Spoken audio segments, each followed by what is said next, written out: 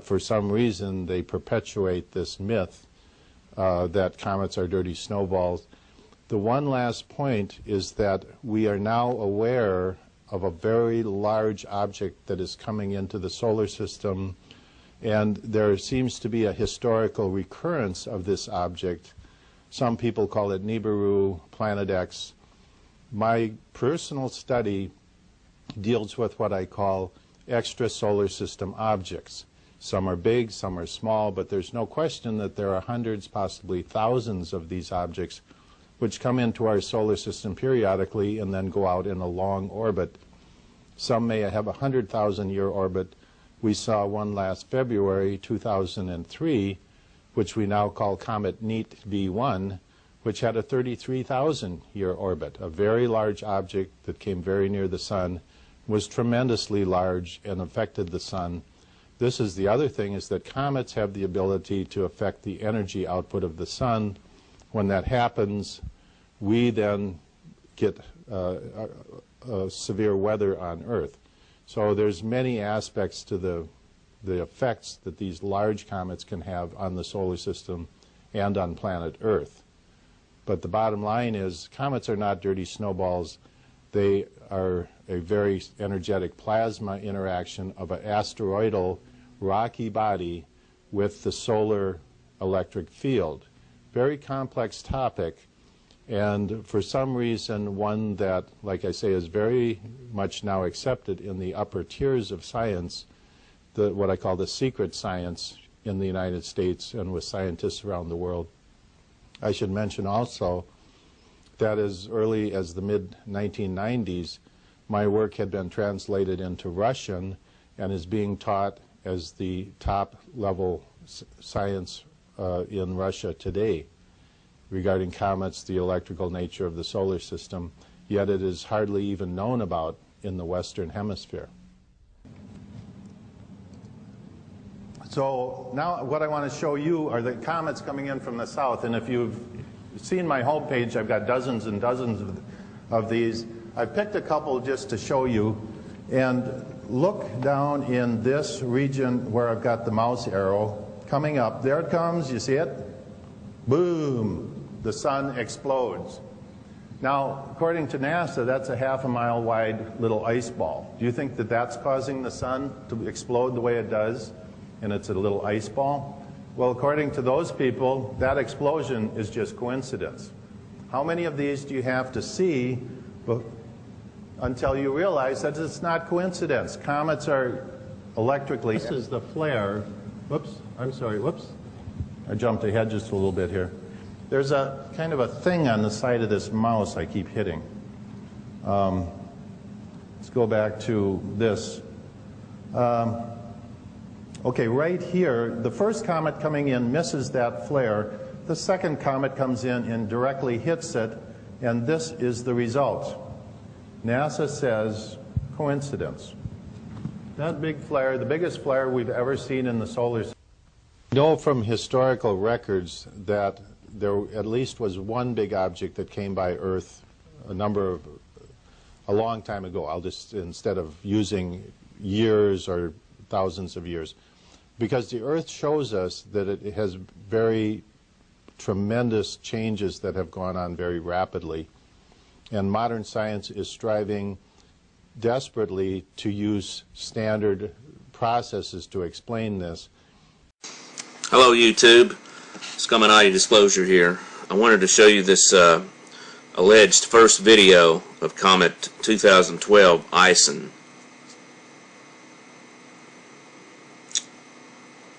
So I'm getting this off spaceweather.com. That's supposed to be it right there, almost below the center. And as you can see, it looks like it has two companions with it. Now this is the first video right here that's been on the internet that has been taken of this comet. Now Professor James McCanney posted this over on his website, and I want to read it here. Hope he doesn't mind. January 20th, 2013 posting. This just in. It's too early to confirm, but some initial data suggests that Comet C 2012 S1 Ison has at least one companion and possibly up to 7. When something like this happens, one has to be very cautious, but after examining the data that I've seen, I would say that it appears to be real. But what would you say for him that he can't say then? I think the comet is the big threat, and they don't want anything said about that. They want to keep a lid on it because of the chaos it will develop, because people will realize that they're wasting their time in their endeavors, and that they should be preparing. My belief is you should be preparing spiritually now. We're at the end of a long course here. Earth is completely off track, and as I've told you in my emails, the cosmos is organic, and an immune response is coming. Hey folks, welcome to Code Searcher. Listen, somebody sent me a video of Paul Bailey. He did something on Ison here recently, the Comet. They reminded me that even though I covered Ison over at Livestream, it's been months now, I needed to do it over in YouTube. What I have here is wormwood. And what I want to show you is a connection to Ison and Revelation 8:8. I'm going to do a series of 3 videos cross-confirming each access term. One access term will be wormwood. One access term will be Comet 2012 S1, which is Ison. And the third will be Michael Drosnin's comet table from his book. And I've been looking for this comet he's talked about for years. For those that you know me, know I've been doing this, and only recently, when Ison was identified, have I been able to make a connection to Michael Drosnin's Doomsday Comet table. And I will show you his expanded version of that table. And it's not good, folks. It spells out complete disaster. But here in this table, what I wanted to show you, again, we have the access term wormwood. Sorry about that. Here in the blue, we have the famine. The famine is there. Also, at the top, we have harbinger, and it's there twice. It's there at a skip of, I believe, 1, 2, 3, 4, 5, 6, 7, 8, 9, 10, 11, 12. Skip of 12. So there's 12 letters between letters. And then a skip of 1, which is in the plain text.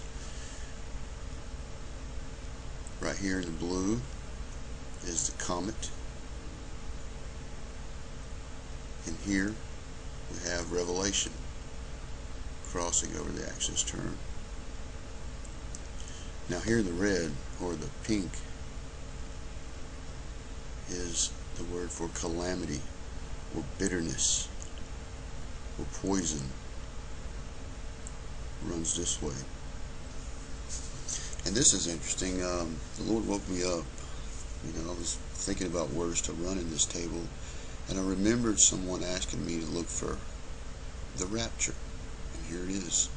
Rapture's there in the green.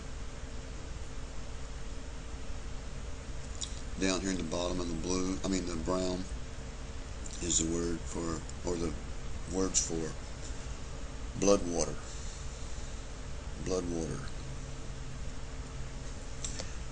Here in the plain text, I've highlighted just a few verses, just some things that I've seen I thought might have been significant. I haven't translated all of the text and looked at everything so far, but I will revise this when I do. Here we have the next Sabbath.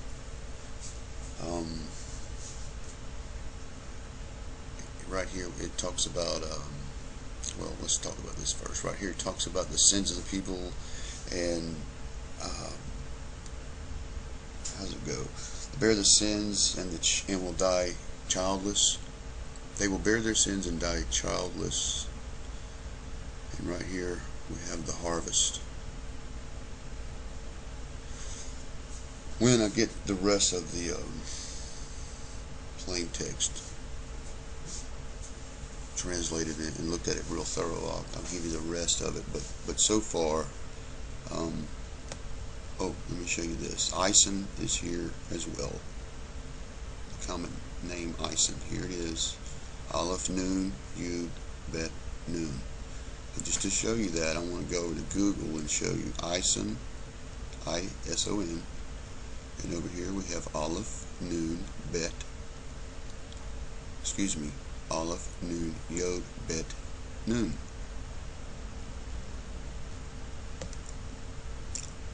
Aleph Nun Yod Bet Nun. Ison. Also, which is really interesting, I have this on a row skip of 2. You see how there's 2 rows in between? Which, so at this width, it's 1/222. But if you take it down to the original width, folks, times this by 3, you get 3,666.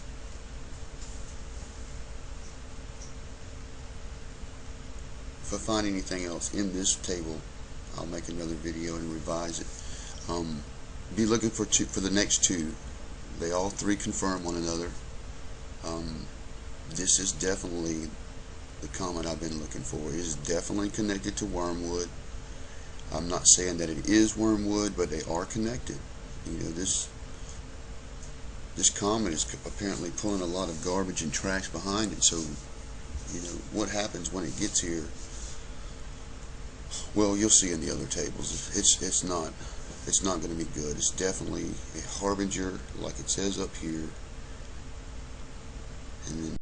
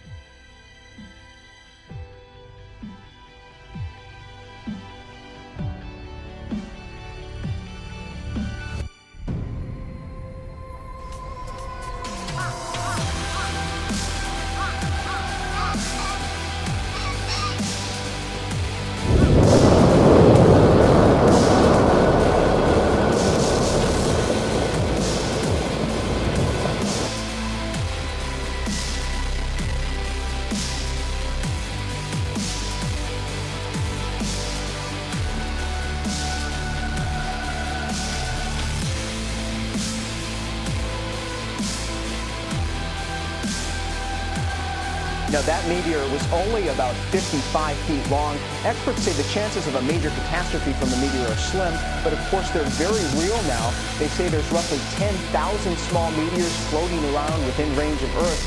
All of those capable of destroying a major U.S. city. John and Diana. Whoa, scary stuff. All right, Devin Dwyer in Washington for us this morning.